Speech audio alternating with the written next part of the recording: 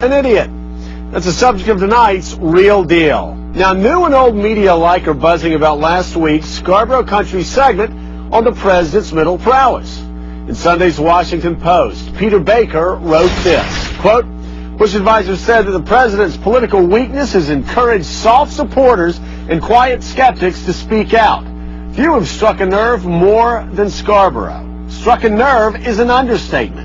I've been blasted by Republican loyalists for asking whether Linda Ronstadt's description of the president as an idiot was out of line. That question was important not because another Hollywood liberal was blasting Bush, but because conservatives have been doing the same thing privately since the Harriet Miers and Katrina debacles of last fall. Well, and because of the steady roar of Bushisms like these seen daily on late-night TV. For every fatal shooting, there were roughly 3 non-fatal shootings. And folks, this is unacceptable in America. It's just unacceptable. And we're going to do something about it. We shouldn't fear a world that is more interacted. It was not always a given that the United States and America would have a close relationship. We look forward to hearing your vision so we can more better do our job.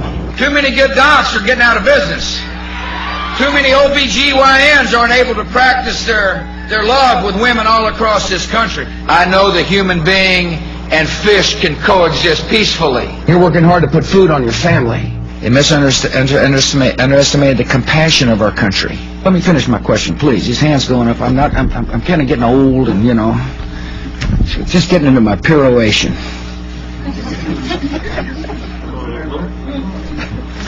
Look it up. Look it up. Now, I know the president. He's no idiot.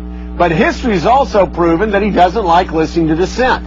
He lacks intellectual curiosity, and he inspires fear among allies every time he gets behind a microphone doing a press conference. Now, with Iraq in flames, Iran on the rise, Afghanistan in crisis mode, Hezbollah on ascent, Israel in disarray, and North Korea testing missiles, we got to have a president who projects confidence.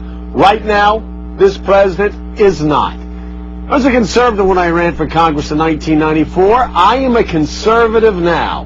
I was against big deficits when Bill Clinton was running Washington, and I'm against them now that Republicans are running D.C. I was attacked by sycophants and suck-ups when I dared to criticize Newt Gingrich for backing down on spending reductions and tax cuts when he was Speaker of the House. And I was attacked 2 years ago when I wrote a book that took on big spending Republicans. History proved me right before, and history is going to prove me right again. When in doubt, friends, always choose country over party. And time will prove you did not only what was best for your country, but also did what was best for your party. And that's tonight's Real Deal. Let's now bring in a guy who had to deal with my self-righteous conservative rantings in Congress. He is Terry Holt, a GOP strategist. Terry, I know you know this president. He is no idiot, but he's also no Ronald Reagan. Why does he have so much trouble behind a microphone? Well, let me just first say, I don't think that everyday Republicans and Democrats would really prefer to have their political debate shot through with profanity and invective and petty insults like the word idiot. To bestow that on the president, I think, demeans the presidency, and I'm not sure it has a place. I think that people will turn off their televisions if they hear that their political debate has devolved to that kind of thing. I think being president is the hardest job in the world. I think getting speeches a year and having to be picked apart by thousands of journalists every day, I'm not sure that anybody in the world would be able to get through a speech or a live interview like I have to do occasionally with you without making a few mistakes. And in this day's world, with the internet and with all of our ability to go in and pull little pieces of this and that out, my goodness, nobody would be able to live under that kind of scrutiny. Well, Terry, I understand exactly what you're saying, and it is the toughest job in the world, a job that I wouldn't want to have because it is so difficult, and you are so picked apart. But Terry, I mean, I understand everything you're saying, but I ain't talking about Linda Ronstadt and Michael Moore going after this president. I'm talking about what rank-and-file conservative Republicans have been saying in Washington, D.C., since Katrina, Well, and since I Harriet think Miers, that's right. since There's been- with this. Hold on, I just want to clarify this. Sure. That conservatives that are running Washington behind the scenes are saying this about the president. As Why? you said, and I think that with 80-some days left until election, I think we need to quit whining, moaning, and complaining and get out there and fight for what we believe. You know, I want But my Jerry, I want but my that is- I want that my is right, aggressive though, president back. I want him, like he did in 2002, to go out and punch a few Democrats in the nose and talk about the nightmare, the policy nightmare that would occur if the Democrats were to take over this government with the higher taxes.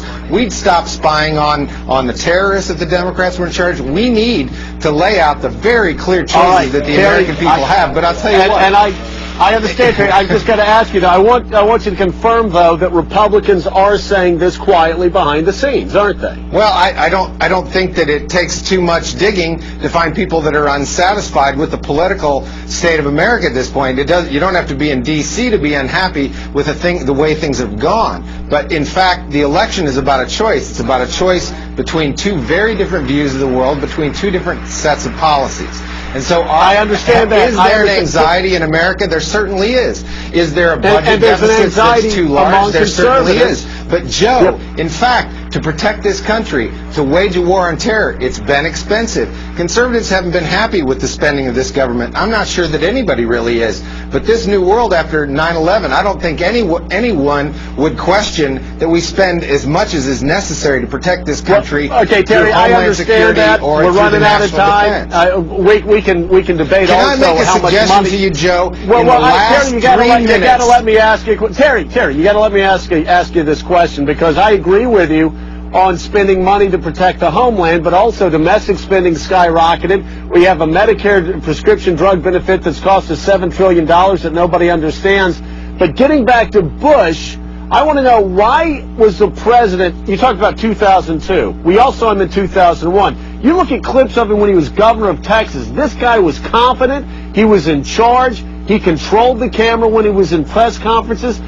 That's not happening now. He seems to be getting worse with time, and that's what's so troubling when he has 2 years left. What's going on? Yeah, I think, he's got a good gut, and we need the president to follow his gut, get back out on the campaign trail, because, ultimately there's nobody else better at articulating the vision and the inspiration that we need to get back on our feet. Go back to the convention speech in 2004. The last 5 minutes of that speech, if you play it, it will motivate you. It will make you think of Ronald Reagan. No doubt. And so, in fact, we do have that in our president, and it is time that we see more of it. But come on, we don't need to call him an idiot. I think that's way out of bounds. And I do, though. You looked great in the Washington Post on Saturday.